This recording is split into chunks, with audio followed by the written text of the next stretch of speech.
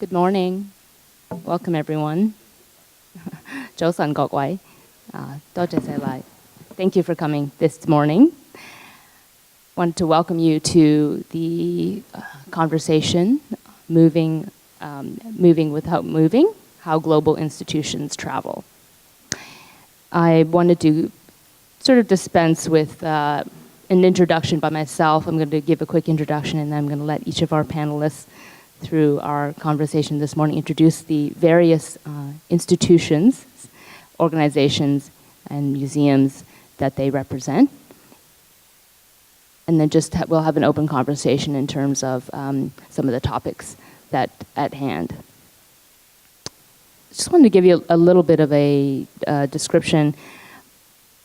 And as I shared with my colleagues here, since coming back to Hong Kong after 4 decades of being away, I've found that there is, even though I've working in various nonprofits over the years, coming home, I guess, in a way to Hong Kong, it's still a sense of displacement. And I sort of wanted to open with that sense, but still I think that through my work at Asia Art Archive, I'm the inaugural public programs curator. And to introduce myself, my name is Ingrid Chu. I feel like it was important to come and work for such a wonderful organization, but still I feel I'm acclimatizing in some ways to the situation here, the locality here, working with an organization that has a wonderful mandate that shares its materials both physically in Hong Kong and also digitally throughout the world. And I think that in some ways my colleagues share a sense of coming to the various organizations and institutions that based in Manila and Singapore and Beijing and here in Hong Kong. So I wanted to I guess, ask the first question, and then I wanted to sort of have each of the speakers sort of speak to that, and then through that introduce their organizations. So being based in those locations, as I mentioned, I wanted to ask how their prior experiences in the organizations that they've been in other places, and variously through MoMA in New York, or MIT, or as a writer or as a critic, what is it that brought them here to the institutions that they're based? And what are their interests in the places that they call home, and if they consider that home for their various work as curators and as directors of these places? So I wanted to start with Uta, and then we can go down through the line.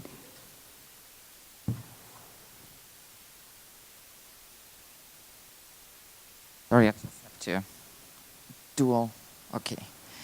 Yeah, thanks so much, Ingrid, and also thanks to Art Basel for having us. It's amazing to have now institutions around Asia. They're really having an educational mandate, collecting mandates, etc. So we are kind of a hybrid institution. I heard there was also already a panel on hybrids. We are a university research center that also has an exhibition hall, that has a residency for artists, and that also has, of course, a fellow program for visiting fellows, postdocs, etc. But we are also an educational entity. We have a master in research and a PhD in philosophy. So we're really kind of a more like holistic mini institution. We are not collecting. So we are a new center, and it's quite unusual because we are funded by the Economic Development Board, who wants to kind of like develop deeper the art ecosystem, as they say, but also collecting. There's Art Basel Hong Kong now. There is Art Stage in Singapore. So I think it's as a young nation that celebrates its 50th anniversary, I think now culture is on the plate. But what does that mean? But then we are also having an unusual host. We are part of an engineering university. It's also not, the humanities are fairly young within that institution. And the school I'm associated, Art Design and Media, just celebrates its 10th anniversary. So it's really to develop kind of a different infrastructure.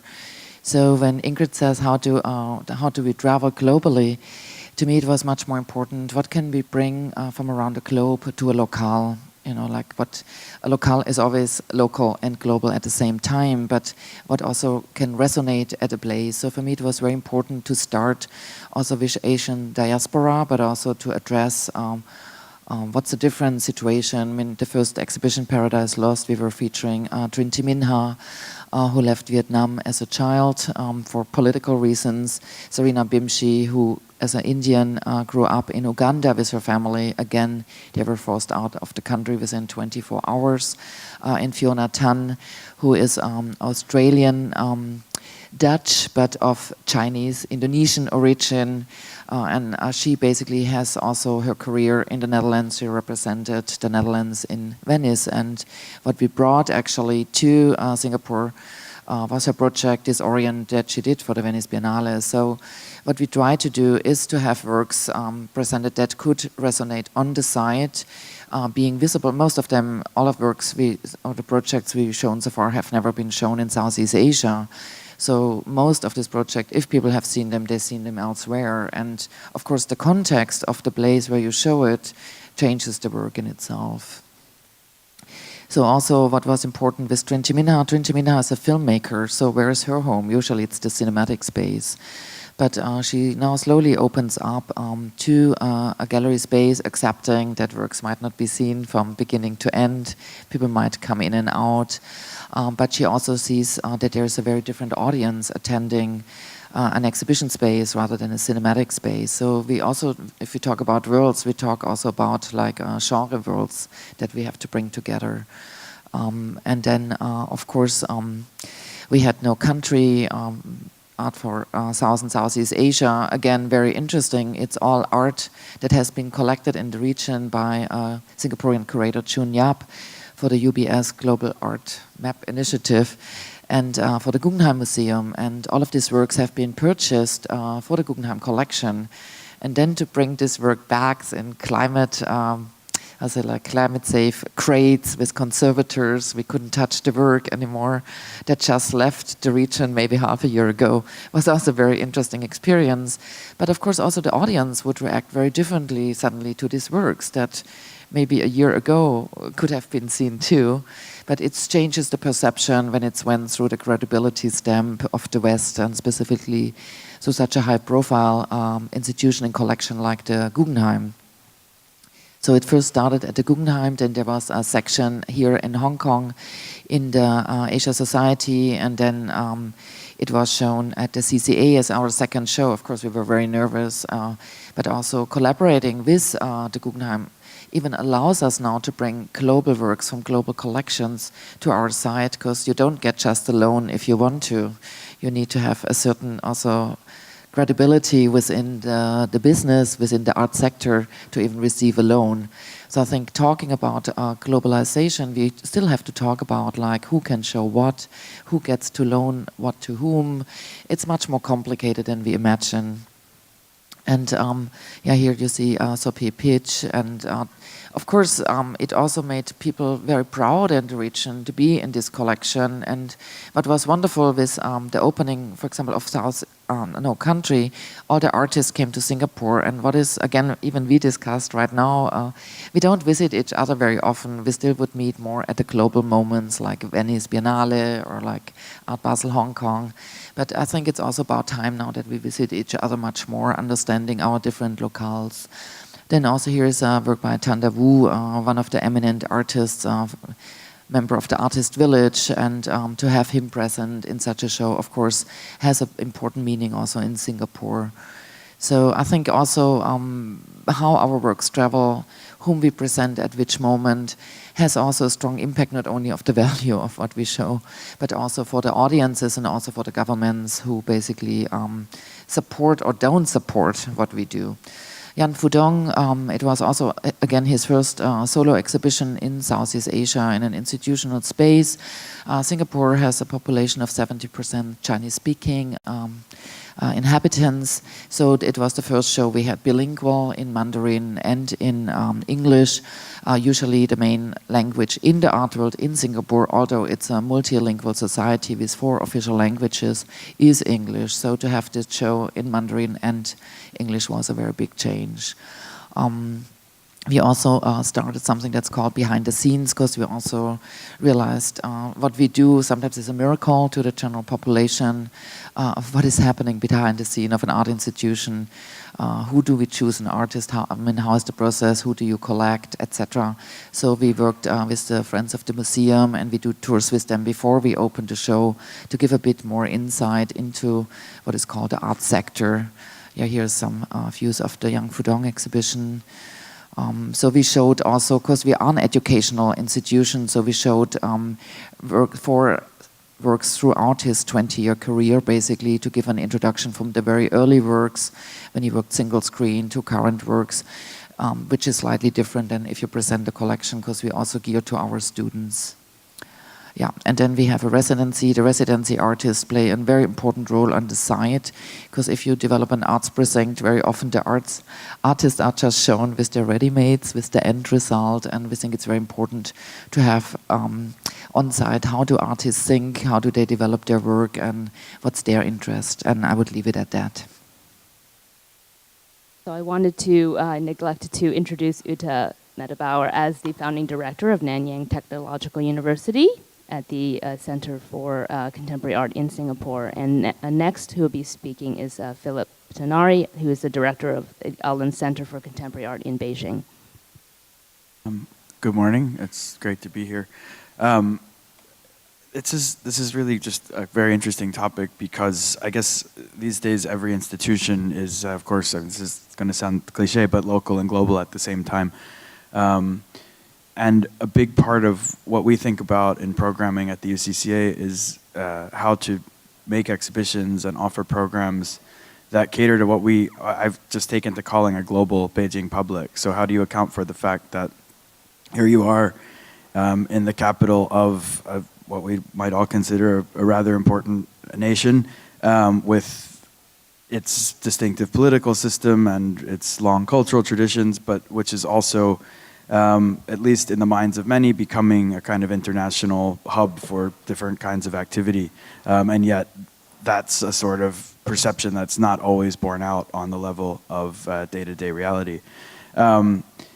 We have this kind of wonderfully awkward genealogy, having been founded in 2007, opened in 2007. The genesis kind of begins a few years before, in the collection of Mr. and Mrs. Guy and Miriam Ullens, who were, along with Uli Sig, who you maybe know better here in Hong Kong, some of the very key players in that early moment of contemporary Chinese art on a global stage.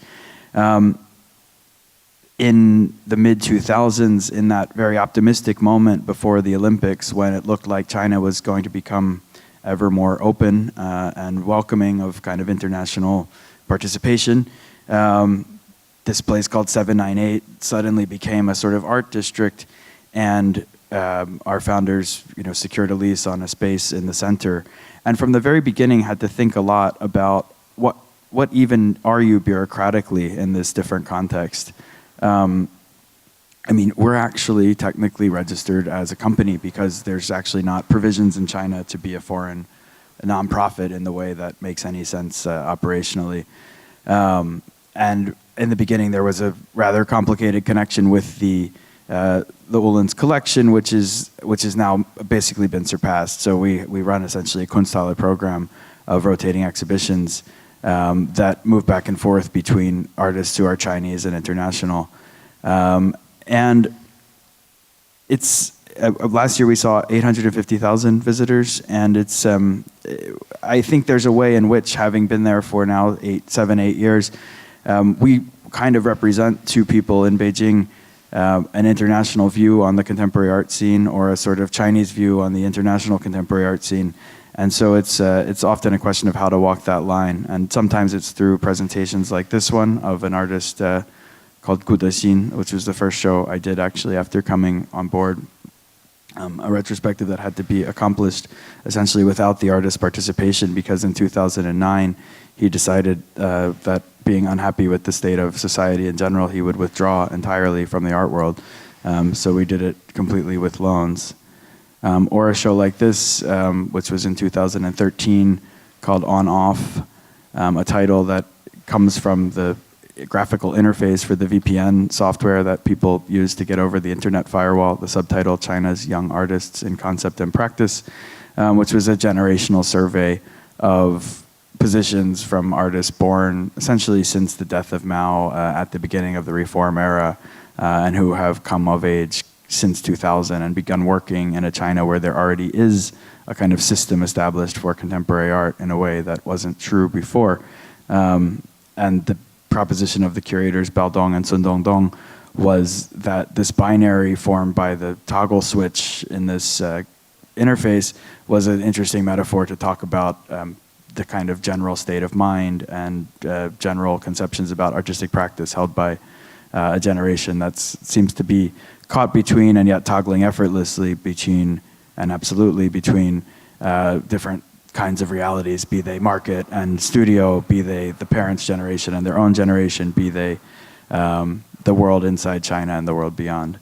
And you see works by artists like Qiu Xiaofei or He Xiangyu or Birdhead or Yang Xinguang, who kind of fit into this bigger construct. We also find it very urgent from time to time to present artistic positions from beyond China. And so this is the LA-based artist Sterling Ruby, whose work you can see all over the fair, and who was a part of an exhibition we did late last year called the Los Angeles Project, which was essentially an anthology of 7 exhibitions that took over our whole space and tried to, through a sort of constellation of what I would argue are essentially distinct shows, articulate something about another city and its art scene. And the really interesting thing about this show was that so often in the past 30 years, there have been these China shows where sort of Chinese art is sort of aetherized and laid out upon a table for the viewing consumptive pleasure of the Western public. And this was essentially a turning of those kinds of tables. And very interestingly, a show that no one came to the opening of, because we realized that there were no social networks kind of binding these artists into this context, despite their great fame and acumen, and yet one which almost all of the artists came to sort of furtively in the following days. And I mean, Yang Fudong, for example, tells me it's the best show we've ever done. So it was interesting to be able to sort of put these positions out there in a way that was sort of true to them and to them only, and in a way to create a kind of bubble that allowed them to thrive, and just create a point of reference for artists, young artists or established artists working in this Beijing context. This is an exhibition of Shuzhen, our Made in Company, which we did last year.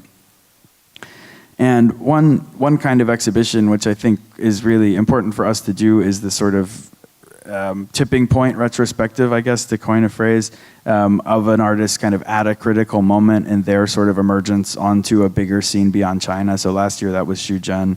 I'm not sure what order these slides are in, but this year it's Liu Wei, which is the exhibition that's actually up right now, should you make it to Beijing before April 17th. But how does one essentially, inside of this Chinese context, create an exhibition that can get international attention and momentum and sort of do the work of purveying this artist's position and aesthetic to an audience outside of China? And sure, there are other ways to do it besides efflux. Another way that our institution travels is actually through the Patrons Council and other kind of affiliated programs. So this is a group that has been assembled since I've been there. It's about 45 members, and they represent some of the most important collectors in China today who contribute quite significantly to our financial situation each year through annual donations and through sharing of other kinds of resources. But this is actually us on the roof of the Museo de Arte Moderna in Sao Paulo, Museum of Contemporary Art in Sao Paulo this past summer, where we went for a sort of 11-day trip all through Brazil, really exploring as a group, different sort of creative ecologies there, studios, galleries, Inyo team, museums, collectors' homes. Very interestingly, kind of doing this work of letting people in a very, probably the most foreign context you can imagine from China, sort of understand what kind of scenario there was back in China, and creating very unexpected links that, of course, through these kinds of encounters are then established and blossom. I mean, it would be great to do this with other kinds of groups, but for financial reasons, this is sort of where it begins. And I think on this sort of macro level of China's conversation with the world, it's equally important. Another thing that we like to think about, I mean, we're just talking about the politics of borrowing, and it can be very annoying, because there's often still a perception that in China or outside of certain Western centers, I call it the sort of gorillas in the mist phenomenon. Like, we're often regarded by people we're in conversation with around exhibitions as maybe not quite up to various standards, when in fact it's often just the case that the realities of working in China are quite different. So rather than importing or exporting shows, it's often interesting to think about how particular projects can have afterlives. So this is an exhibition by Kan Xuan, a wonderful Chinese artist who I guess just won the Chinese Contemporary Art Award that Uli gives out.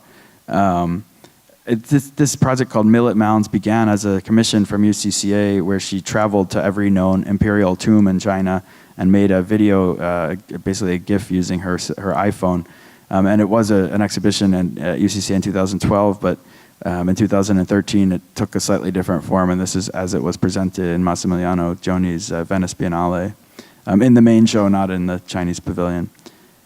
So those are just some ways in which we've tried to function globally, even as we remain very committed to and grounded in our physical premises in the northern capital. Thank you. Thank you, Philip. Next, we'll be speaking with Jocelyne Cruz, who is the director and curator of the Museum of Contemporary Art and Design in Manila. I think everybody was, when we were talking about in the back, that very few people have actually been to Manila. So I thought it was very good. We needed to actually show the sort of space that we have. The Museum of Contemporary Art and Design was first initiated in 2007, but it started having a program in 2000, just 4 years ago.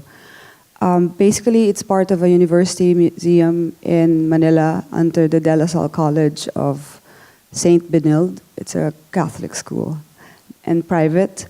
The museum is part of the building, and initially it was very, very difficult for people to get in.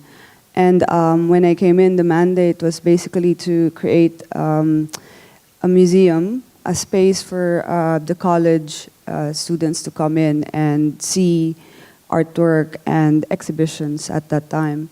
The founding director of the museum is actually Marian Pastor Rosas, and she did 2 years of the museum and left soon after, and it totally not do anything for the next 2 years. Basically, what we've done is to bring in artists who've been working abroad to come to Manila.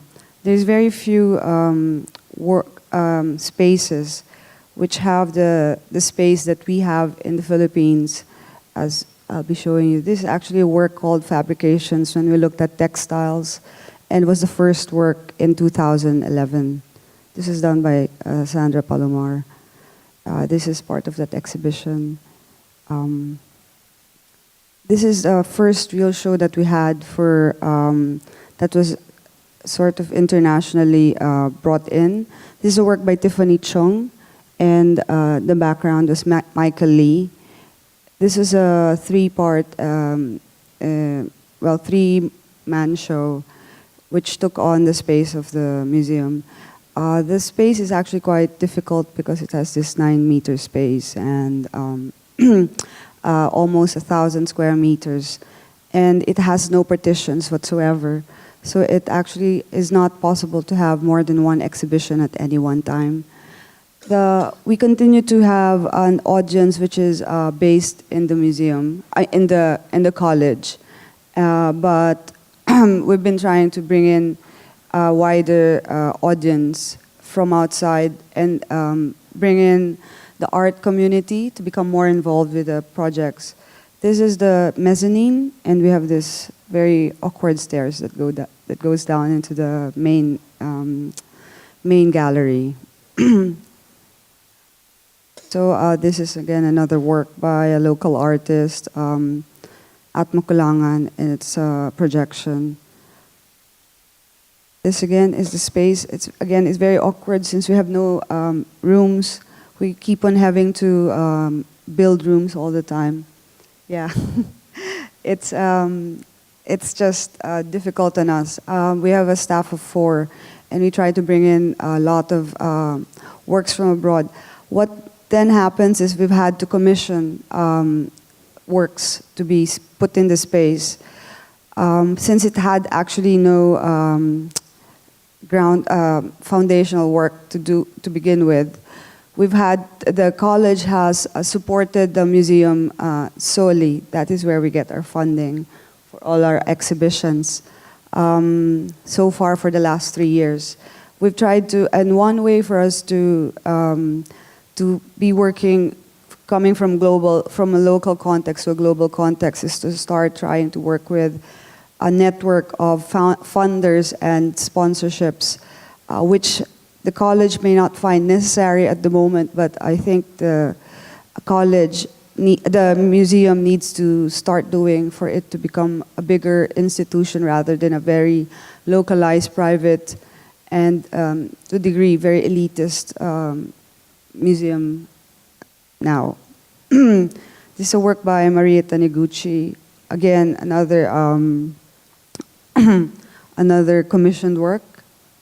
The last one was actually a work by Lani Maestro, another artist who was born in Manila but is based in Paris, in Normandy. We've been trying to bring in more work, which is hard. It's not very familiar to a local public, which means there's a lot of video, some installation, and sound work. This is an artist from Thailand, Pachaya. I don't remember what his last name is. And then Then we had this work. We've started working with international curators. That last one was with Jagriti Agawiwong in Thailand from the Jim Thompson Art Center. And this was an exhibition that traveled from the Jim Thompson Art Center to the museum. It was called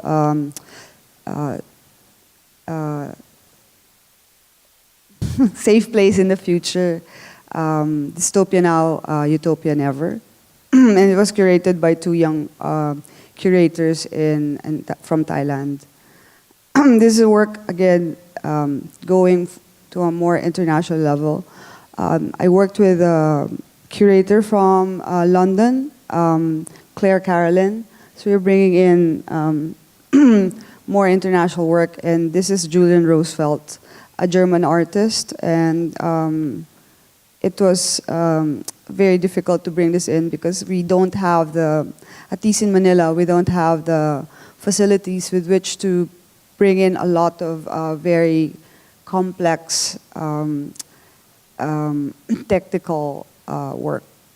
I don't know how it is with the other countries, but in Manila it's very, very difficult to bring in technical stuff. But because the college actually funds the museum, we are able to rent stuff all the way from Germany, which is quite unthinkable for some of the museums in Manila. This is a work by Saskia. Again, it's another built room just for the work.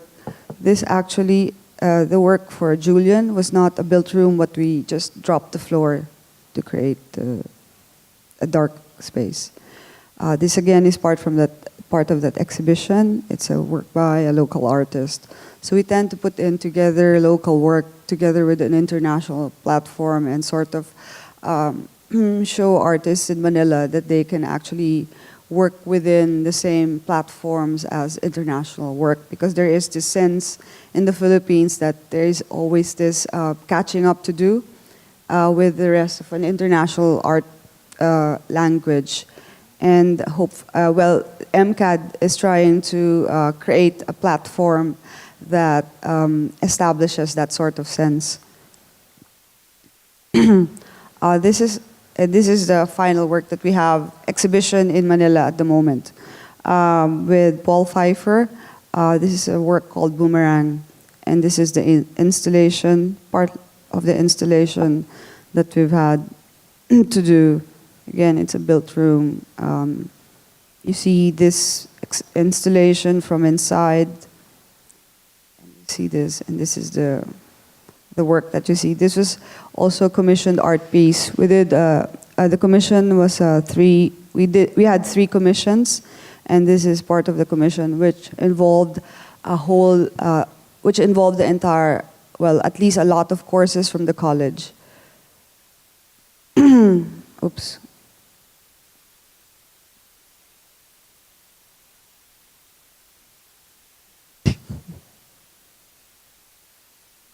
Okay, this is one of the sculptures that was also commissioned for the exhibition.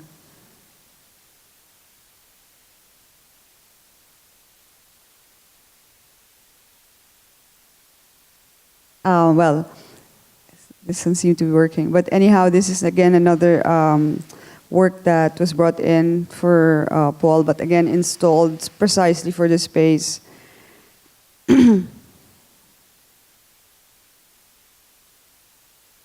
Okay, this is again another commissioned work that we had for his exhibition. Again, it brought in a lot of artisans working with an international artist, which again is very unusual for the Philippines. This is how the space looks like in a general, from a general standpoint, which is from the mezzanine. I think this is the last. Thank you so much, Jocelyne, for introducing, I think, many of us to the museum. Now going to a very vast physical space to one yet to come, I wanted to introduce Doryun Chong, who is the chief curator of M+ here in Hong Kong. He'll introduce briefly the museum. I know a lot of people here know already about the museum, and then we can have a conversation. Thank you, Ingrid. Thank you to Art Basel for the invitation and in this really stimulating panel already. I don't have any slides, so I'm going to just speak very briefly about M+. I don't have slides, partly because we don't have a building. But also I have been talking about, or my colleagues as well as I have been talking about this project quite extensively, locally and internationally. So I hope at least some people in the audience know about it and maybe even have seen the images that we have been using hundreds of times, which are now mostly in the form of computer renderings by our architect, which is Herzog and de Meuron. So just to give you some background for those of you who haven't heard anything about it, M+ is a museum of visual culture of 20th and 21st century that's rooted in Hong Kong or with a Hong Kong perspective and global outlook. It's a museum that I guess started formally in 2010 when the staff began to be hired, and it is part of a larger project called West Kowloon Cultural District, which is being built on a large piece of reclamation, reclaimed land on the western part of Kowloon. So if you're curious, you can, after the talk, you can go outside and turn right and go towards the window and look sort of towards the left. Then you will see the ICC Tower, which is the tallest building in Hong Kong, and you will see a choreography of cranes right in front of it. And that's the site where the museum will be built. It is a very large museum. It's, I want to get the numbers right, about for 48,000 square meters of actual usable space, 17,000 square meters of which will be exhibition space. So if these numbers are too abstract to you, for those of you who have been to the Museum of Modern Art in New York, where I used to work, it's pretty much comparable to MoMA at this point. Let's see. The reclamation that I was just talking about was created quite some time ago, around 1996, just before Hong Kong's return to China. So you can see that the land has been there for almost 20 years. There have been some false starts in terms of conceptualization of this cultural district. The land was specifically created to make this cultural district to respond to a widespread perception that Hong Kong is a purely mercantile city and a cultural desert. And you can also imagine that you know, the land was created and there have been false starts, so how many local Hong Kongers are feeling frustrated with how long this project is taking. It's going to take too long to sort of go through all these stages, but the shorter version of where we are now is that the Cultural District Authority was created in mid-2000s.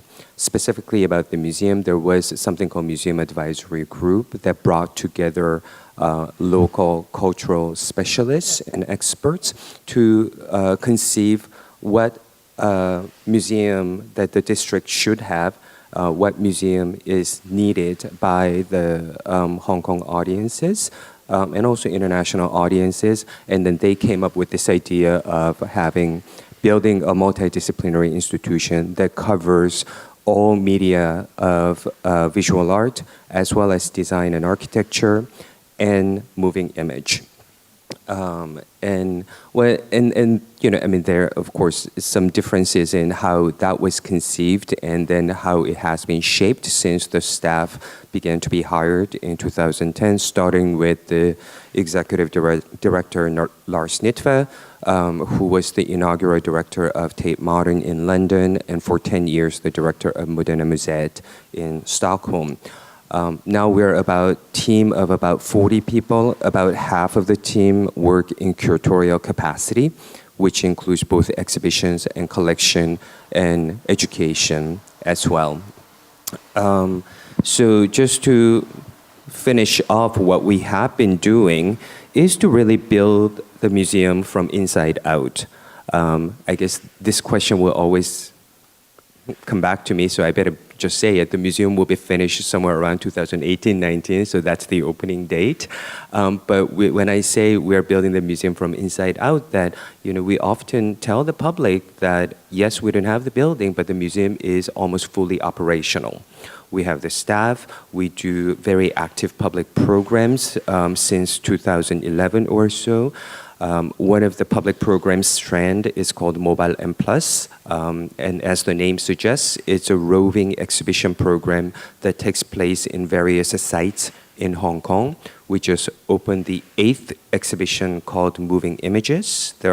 It's an exhibition that unfolds across 2 venues, one called Midtown Pub, not very far from here, and the second venue being Cattle Depot on the Kowloon side. It's an exhibition that includes 22 artists and almost 30 works that address this idea of moving image across many different ways of making them, and ranges in terms of chronology from early 1990s to the present.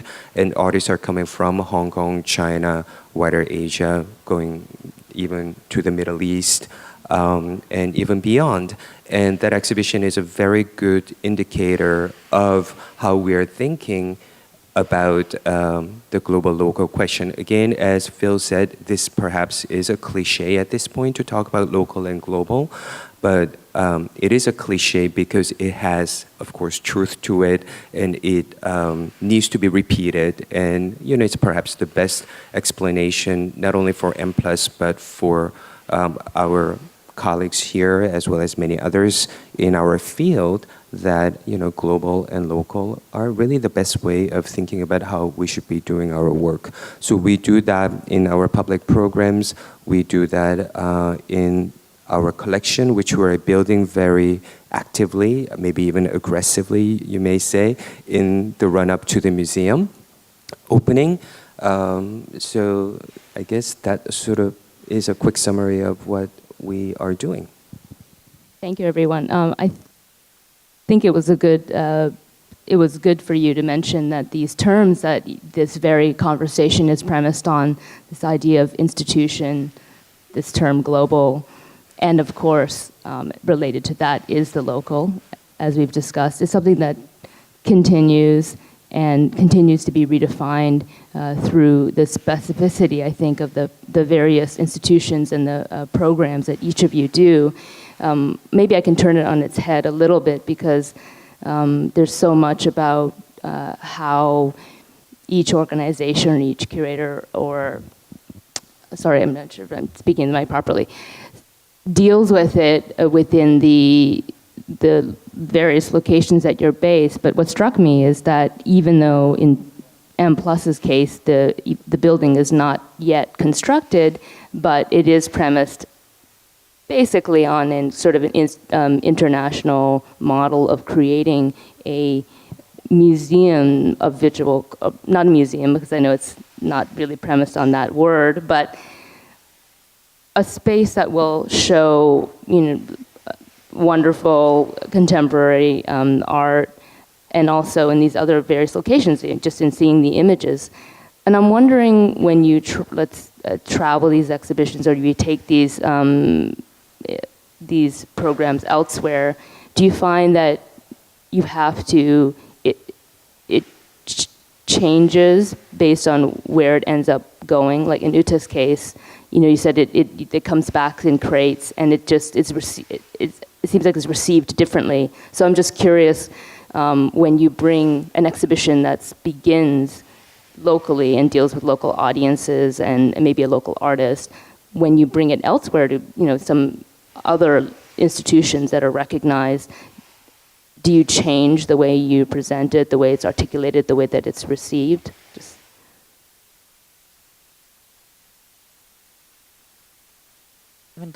To me, the interesting part is if you can collaborate from the beginning with some institutions and really think the different contexts within the work, and you can discuss this in an ideal way, usually with the artist. So I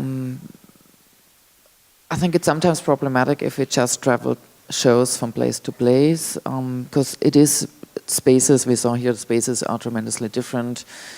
The audience is very different. But that is also the potential, because it unfolds the work in many ways. So as I said, like ideally, one can early on collaborate and really think, what does it mean? I mean, in the case from the country, we were on the receiving end, but the exhibition was very different to Hong Kong, for example. I mean, it's very different to the Guggenheim. We had the biggest space, and with us they could show all the time-based work, which the moving image, which was not to be seen at in that extent at the Guggenheim or here in Hong Kong. So people said, oh, we saw that show already, and we had to say, no, you didn't, because it's very differently from location to location. So I think, there are, of course, those challenges, and as I said, like, to me, it makes a difference if you can collaborate from the early start and even discuss what could be the local specificity, even if the show is traveling. And I just saw the show that Doryun and Cosmin Costidas curated on the exhibition with Ai Weiwei and Martin Wong. And so, like, what does that mean if you show that in these different locales? And in that case, it was shown at the NOS Museum, within the collection of their historical artifacts, and not art, but also like ceramics, etc. And I think that proximity of understanding a cultural context. And where did these artists depart when they left for New York and to the West? And what is their experience like in San Francisco and New York? For me, it was really interesting to see it back then in Singapore, because you understand something of a trajectory of an artist also. So I think to travel works, I mean, for Trinity Minha, she said it was very emotional to bring this work to Singapore because she's still not allowed to show her work in Vietnam. But the audience from Vietnam can visit Singapore with no visa. So, you know, so if we talk about global shows, we have to see audiences not always can travel. Artists not always can travel, and I think that brings a new potential. And I think as institutions, we should not only think we can move works, but we should really think, how can we unpack works and its different localities maybe together? Respond to this, well, as the same way with your question. It's the same way in the Philippines because there's a very strong art scene in the Philippines, except we don't really have a platform for foreign works to come in. We have a very long tradition of local work being shown very aggressively and very consistently in the Philippines across galleries and museums, but for the exchange usually, or from global work coming into Manila has been very few. The intrusions into the art scene in the Philippines is basically through residencies with independent art groups, independent art spaces, alternative art spaces. And it's usually done for a week or 2 weeks, and they're very, very minimal. And the chance to actually bring in work from outside, some of them, most of them commissioned, but with exchanges like the one with Good Tia Gawiwong from Thailand, it was very important for us because we were able to bring in an international exhibition that introduced the local public to work that was being done outside and was never being practiced inside. As Ute says, not all artists can travel, and especially not a lot of local students can travel to see artwork from outside the Philippines. So to actually have this platform, an MCAD in the Museum of Contemporary Art and Design, there allows them to see work which they would probably see if they had this chance. So I think it's very important for the traveling exhibitions and for platforms such as these, at least for the Philippines, to be present in the scene that we have there.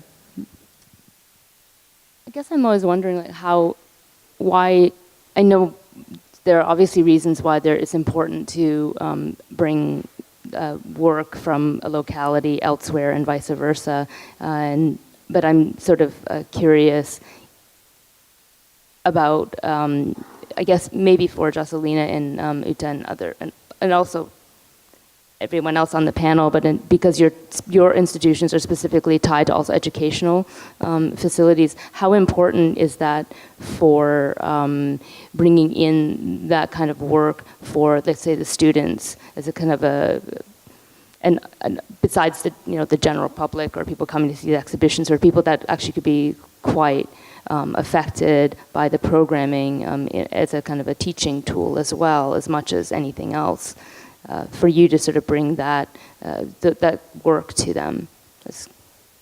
For us, the students are, of course, the primary public.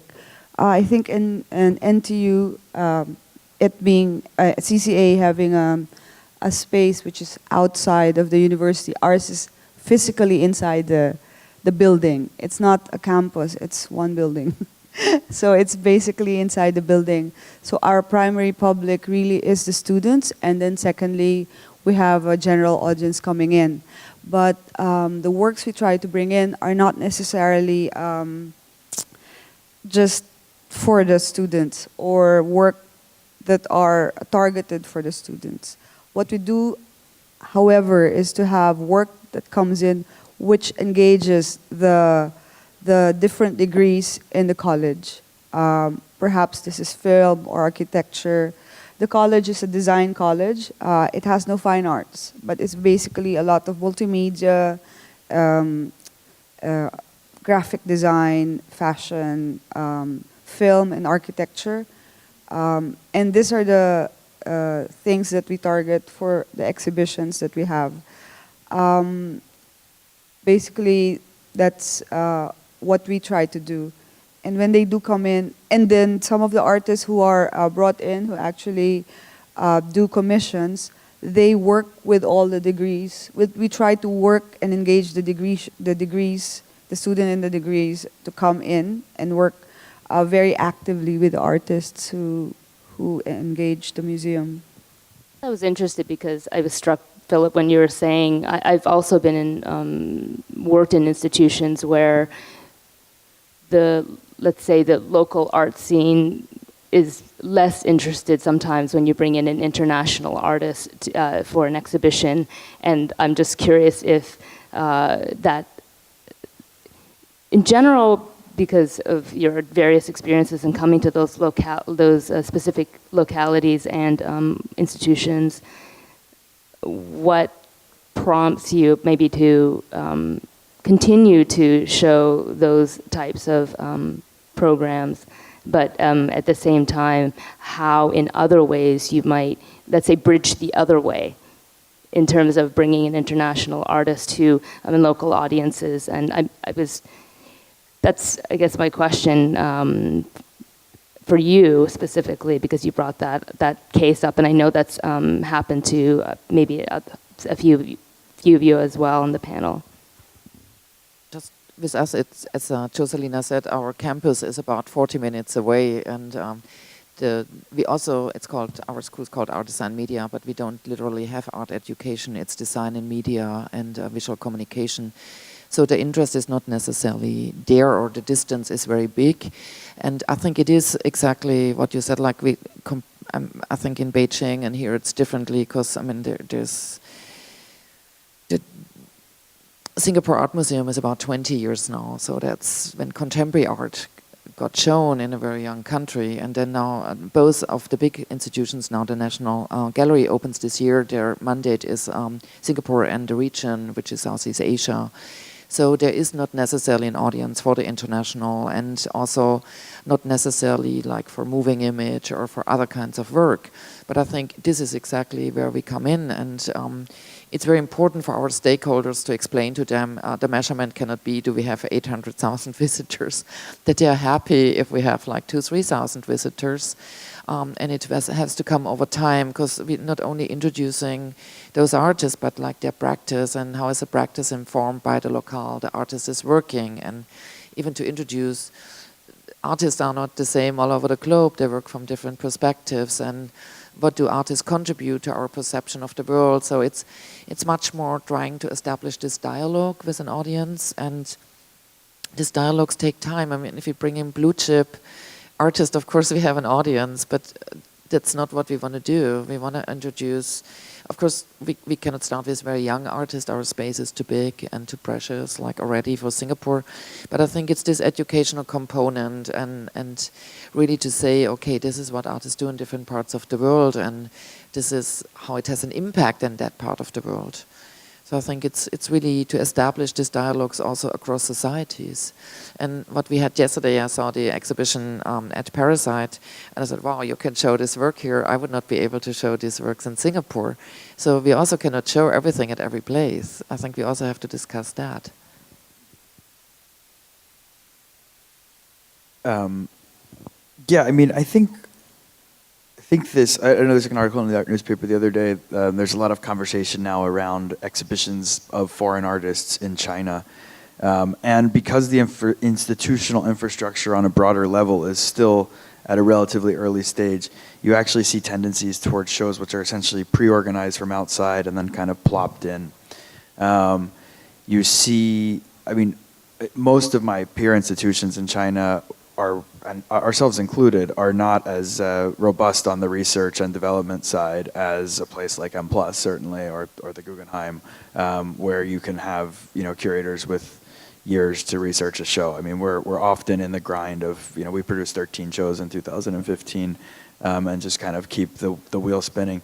Of course, time is the greatest aid to any of this. And just to give a specific example, we're working, our next major show this summer is with William Kentridge, who's an artist that I think is would count as very well known internationally.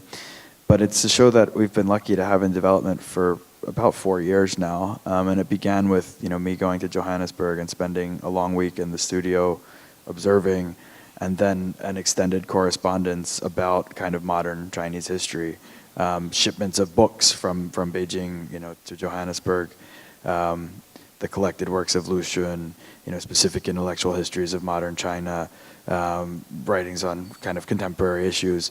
And later actually sort of source books that became, he began to paint on and to explore. And so anyway, we've generated a show that's called Notes Toward a Model Opera.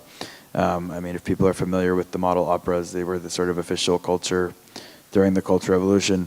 But, William has been able to really take this chance to exhibit in Beijing and use it as a jumping off point to come up with an entirely new project. That looks at utopian politics and collapse of belief and the particular forms that ideology takes when it's sort of shoehorned into art, and puts that in this bigger context of what he's calling peripheral thinking. So trying to, if you imagine some imagined center and a line that connects Shanghai to Johannesburg and all these other places around it, what kinds of connections can be drawn and how can those be made manifest and further explored in specific works. Now this show at its core will still be a retrospective, and it will include the early films and the piece from Documenta and quite a number of others, but somehow to be able to take that and focus it for this context in a way that's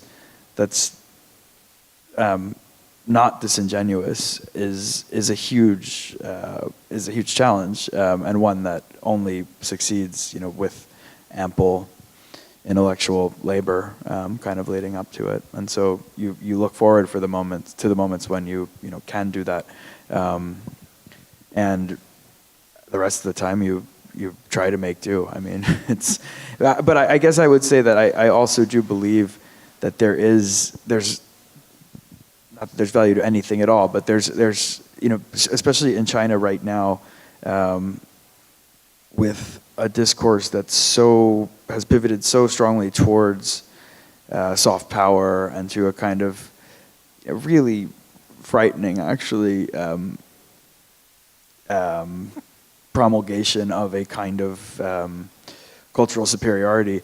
There's actually just value in keeping that wedge open for things to continue to come in, just because if they're continuing to happen, it means that they're not happening, and that they can again happen in the future. So I think both kinds of activity are meaningful.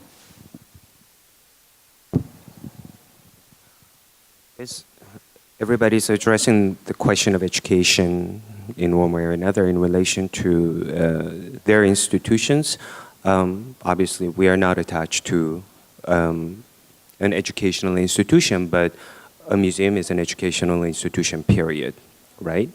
So on the most obvious levels, just to give examples, whenever we put together exhibitions, then we have educational programs targeted for different kinds of visitors, whether it's just school children or adults and whatnot.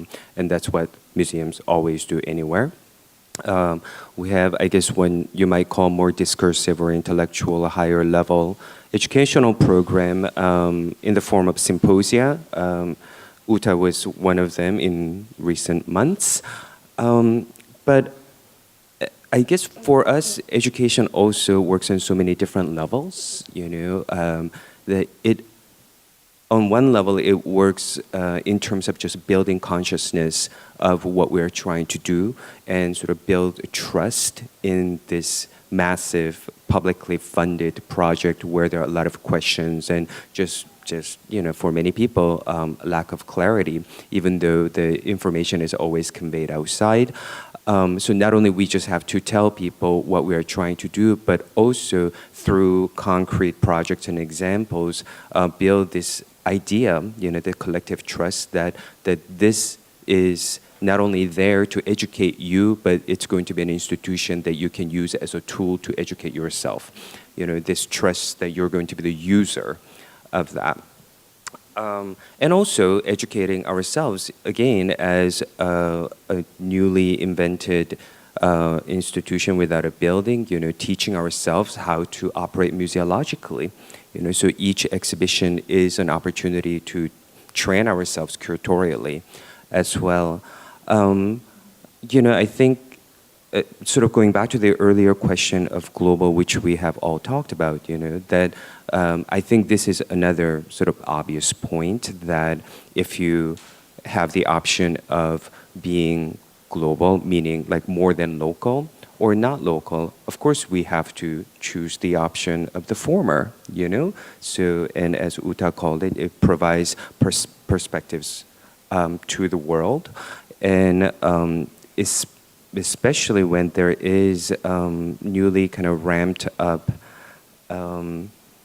efforts like nationalist or provincial, or some kind of redrawing of the fault lines that are happening between nations and regions that are undergirded by this the discourse of superiority. Then I think we definitely need to fracture and complicate that, and by bringing in voices from outside that will really help us, and that's what all cultural institutions need to do. But at the same time, of course, and this is obvious, we're just doing this for the sake of convenience, but question the term global itself, because global is real, but also it's impossible. Right? So it is always very partial. And even those of us who have the great privilege of being able to travel to many different places, it's never truly global, right? I mean, it is a very small part. We are affected by certain trends, and the whether it's market or more intellectual discourse, things don't cover the whole globe and many myriad art scenes in equal ways. We're only always focusing on certain areas. So, we have that consciousness and how subjective it is and how partial it is. But at the same time, we bring as much rigor to this as possible. So again, to be able to think about global as a certain ideal, but it itself is a fallacy, is very important, I think. I just want to also add, because of course we come, as I said, we understand the global market. We are in this, for me it was new, in Singapore it's called an industry. I never saw the art world as an industry, but actually it is. So I had to educate myself that the arts is not seen as the same in different contexts. And if we talk about globalization, as we said, like often there is a tendency of shipping blue chips. Like it's like design brands, artists become brands, and it's almost lost that artists like basically also they come out of a specific culture, they move into another context, they revalue and like re-see where they came from, how it has an influence, what it brings back, and I think all of that is something that we also have to bring across. And we also deal often now with we enter basically the Asian market in a very high peak time. So there is a very big desire also of art objects. And then that was for me something also very new to understand. Of course, we also deal with corporations, we deal with developers. And then they said, can you bring us those artists? We can produce that very cheaply in China, get us the drawings. And then he said, no, this is not how it should work. The artists have their studios, they have their context. So if we talk about globalization, we still have to talk also about modes of production, but also modes of thinking. And I think, so it's very often stuck in the shipping of the commodity, which is the product at the end, but it's not necessarily the art.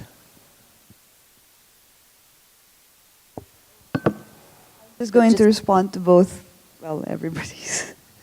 Well, one of it is the fact that, as Phil was saying, there's this this rush to actually keep on producing exhibitions without having the luxury or the privilege to do research, which I think M+ has the luxury of doing.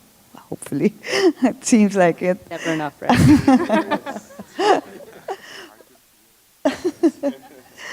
And because, at least for the plans for the museum is actually to try to establish this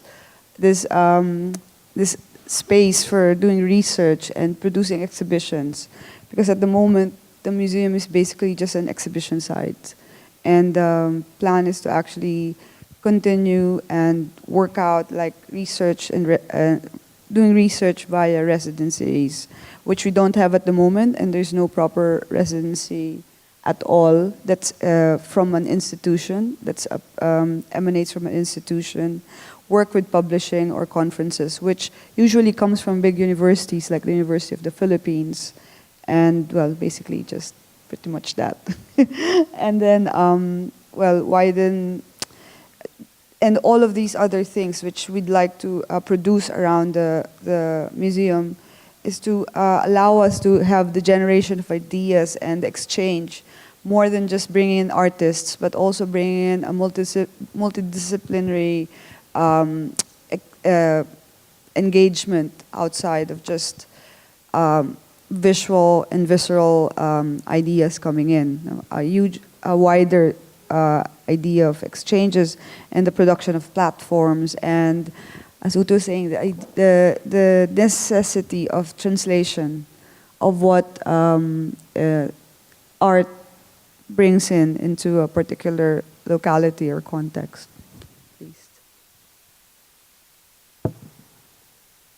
Thank you for everyone for your insightful comments. I think what because time for a few questions. I think what I was trying to bring out and what I'm hearing from everyone here is, despite the fact that we have these big terms and of institution, of global, of local, and in some cases some very classical, or at least approaches of showing large-scale exhibitions, of traveling exhibitions, of educational mandates, that what I enjoyed about today's discussion is that maybe it's not these terms that are actually important, but the idea of exchange, the idea of the nuances that can come out of these kinds of programs that can complicate these terms as much as they're in some ways a part of each and every one of your mandates, because in seeing them, that it's something that you can't really get away from. But I think that in hearing today that maybe there's an opportunity to move it forward in a way that's a little bit more specific to the audience that are actually seeing your programs, that are actually benefiting from the education, or the audiences to come, and in platforms such as today's, to share some of these programs with people who might not have otherwise have an opportunity to do so. So I encourage you to speak to our panelists after this conversation, and if there are any questions, we can take a few. Maybe I can start with my boss, Hamad. Wow, that's an introduction. This is a question really following up on Doryun's comment about how the partiality of the global, and in a way the necessity of choice. In a way, each of you and each of your institutions are having to choose your global. And we've heard certain articulations from the M+ team around this idea of the globe with Hong Kong as its center, and how you just sort of look out. But I would love to hear some articulations from the other panelists on their institutions. And in particular, we get a very strong regional, almost a national sort of discourse around Southeast Asia. In Joselina's talk, I was noticing the use of the word local, international, in terms of describing artists. And I think would love to get some nuance as to which international are you looking towards. And Phil, in the examples that you shared with us, I think it was quite noticeable that the international was of the Western blue chip variety. And I wonder, in terms of, as you navigate the very sort of nebulous terrain that you've described, in terms of how do you make something which speaks to local, and the sort of the discourse of superiority that we are beginning to see more and more. I wonder how sort of the rest of the world features or doesn't in the sort of public imagination operating out of Beijing? I probably could have chosen a couple of other images, but I mean, I'm very clear on the fact that international doesn't mean Euro-American. Just to give a very specific example, we have an amazing trilogy of shows coming up, curated by Venus Lau later this year, which begins with Ming Wang and goes through Korakrit, Aruna Nanchai, onward to He Guyang. And there's a loose concept of this, the idea of the universal stage, and a much more sort of basic concept, which is here are three positions from, in one way or another, from Asia beyond China and outside of China, and what does that mean to put it into the discourse? I mean, one of the first, I could give you lots of other examples, but I don't want to mislead people, and I would like to be clear that, I mean, I showed you LA essentially as an example of kind of, I don't know, when on a conceptual level, maybe this exchange or interplay doesn't quite work as well as it might. And so things like Kentridge, or like something we're doing later this year with a retrospective with David Diao, who's actually very nicely present in the M+ show. A Chinese-born painter, 1943, in Chengdu, who leaves for reasons that we understand in 49, comes to Hong Kong for a number of years, and then becomes a kind of key member of, the New York School of Painters, like starting in the late 60s, and is kind of seen by a community in China as a way into a whole relatively closed Western history of kind of painting after Greenberg, but is also kind of interestingly functions in this Western system, or this New York-centric system, as someone who hasn't quite gotten the show that he deserves, in the way that there are so many artists who don't until quite late, or some never do. So can you do a show from Beijing that opens up a world to someone there, but also intervenes in a global art historical narrative that's being written at many places simultaneously, and a show that is able to function simultaneously on 3 or 4 different levels, if not a few more than that. That's increasingly, 4 years into this position, the kinds of things that I think are specifically interesting from Beijing, and maybe if they hinge on anything, it is still on this idea of a binary between on and off, or between inside and out, and that's something that's policed and enforced by broader geopolitical and political circumstance. I mean, we see that in the very question of how does one move art objects into China. I mean, it's the reason why this fair is what it is, because those sorts of barriers of tariffs and censorship, are somehow deferred here. So anyway, China is kind of inherently, and Beijing especially, is inherently fraught with that, which side of the wall do you position yourself on? And as much as we have tried so hard to deconstruct it all over a number of years, it still seems to me to be the structural constraint or dynamic that gives form to the rest. I mean, Singapore turns 50 this year, so we were, of course, asked what do we contribute, but we are an international, we're supposedly to operate on a more international level. And to me it was important, what is global in Singapore? Like, it's a global trade hub, it's a financial epicenter of Southeast Asia. And so what we said, we rather put a question, and that for that year we make an overarching topic, and that is like Singapore and place, labor and capital. And then we have the various exhibitions. There are solo shows, there are like symposia, there are researchers, but we try to connect them to rather complicate those questions. So we will start with Simran Gill, who basically is born almost the same time than the nation in Singapore, but she's Malaysian because she's born the year before. So this kind of questions like what is the place and who owns the place, that is to me very important. And then we will continue with Alan Sekula and his long-time reflection on labor on the ocean, how much has that changed, and Singapore is one of the biggest container ports. So although the work is very global, and Singapore in that respect is very global, it's very, very local in its impact. So we try to bring this also to an audience, the audience, the people living in Singapore hardly see the harbor, although it's one of the biggest harbors, and the labor of the harbor is not seen at all. And then, of course, like, what is the flow of global capital and how do artists react to that? So in that way, I think to understand global in its impact on our everyday life at a locale, to me is very important. And I don't want to answer that through my voice. We want to answer this through artistic reactions to that.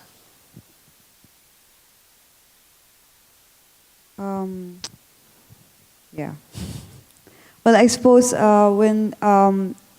when you say my movement from local and international, we do have to look at the context. Most of the time it is about perception, creating perception to a public that I'm working with. And I'm very, very conscious of the public I work with, which is basically, again, well, my primary audience, which is the students, which is very, very local. I wish I had some slides showing where the museum is located. It's actually in a very middle class, well, not middle class, actually a very poor, lower middle class area. So this is the locality with which I speak with. But also because I have such an amazing space. I mean, I say this because there is nothing else in Manila that exists in that scale. I have sort of like a mandate to work with, to speak to a greater audience outside of the school and its immediate community. So this idea of international and local, I always have to have this at the top of my mind and create such exhibitions which are tightly knit together, that bring in, that communicate and precisely bring in ideas which the students can still take on without it being too intellectual. Well, it is intellectual because a lot of people actually critique us for it being too difficult to digest. But it actually tries to challenge the students, which are, they're 16, 17, and 18 in the university, and it is very difficult to actually speak to this particular audience. No? So when I say international, I do tend to bring in a lot of regional works who have international practice. Am I making myself clear? I don't know if I'm just like getting all of my terms really muddied up. No? But for example, like Naveen Rawanchaikul, who is very known outside, I've brought him in for one of the group shows. That is on one level. And on another level, I've worked with Lani Maestro, who is Filipino, but has not practiced in Manila for such a long time. In the same way with Paul Pfeiffer, who is more known as an American, but actually has very deep roots in the Philippines, and actually also brings in most of his production in Manila and shows it outside.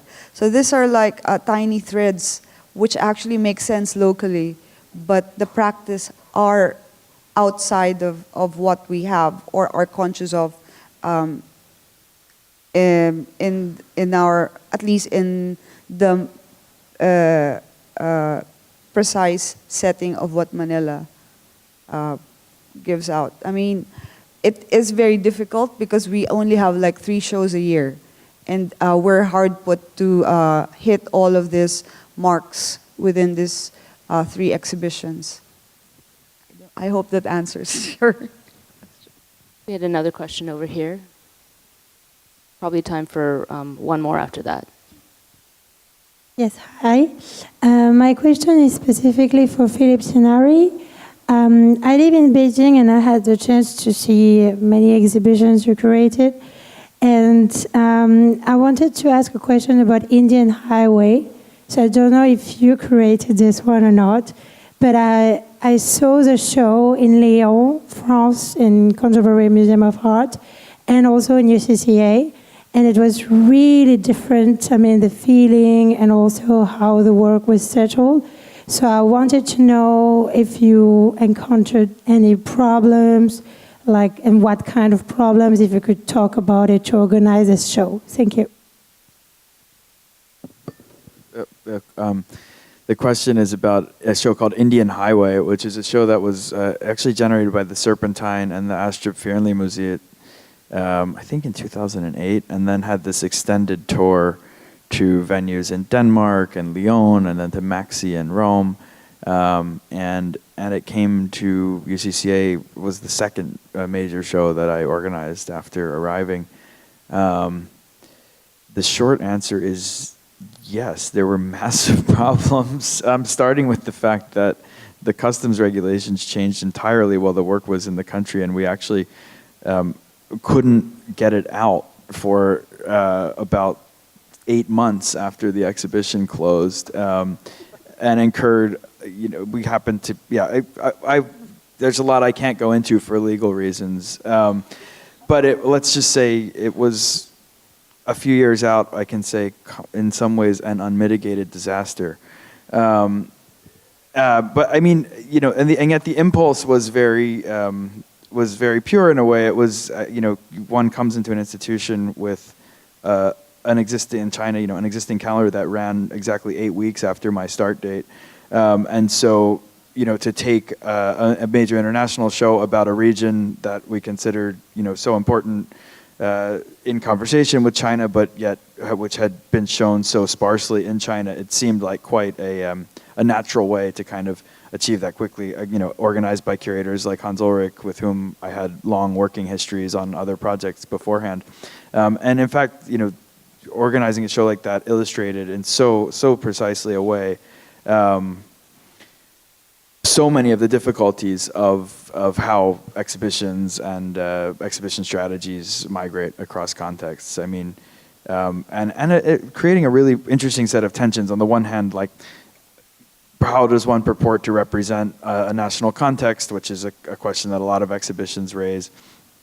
But then how does one do that from another sort of non-Western location, when that was essentially a show that had been developed, in a European context. So it led to a lot of really deep reflection, I think, for me and for the institution, and to a drive to kind of engage more in the sorts of other ways I've been talking about in the years since. There's one very practical way that we were just discussing about how the reality of actually how an exhibition travels from a local situation to international, and that's exactly good what we're lawyers talking about. read your loan agreements. That's Exactly. I think we have time for one more question. Sorry, there was a lady in the back, and then we can maybe have some private questions with the speakers.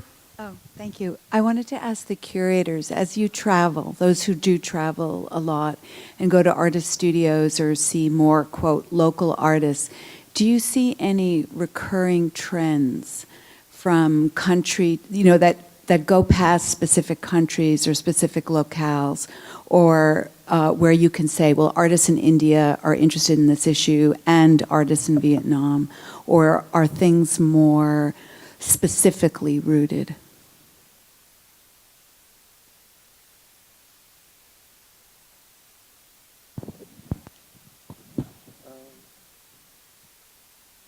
I mean, of course, you go to different places, and then there are these parts that take longer for you to understand, right? And then sometimes, not so often, but sometimes you even encounter certain things that are just completely untranslatable and incomprehensible. But I think it's, perhaps becoming rarer and rarer.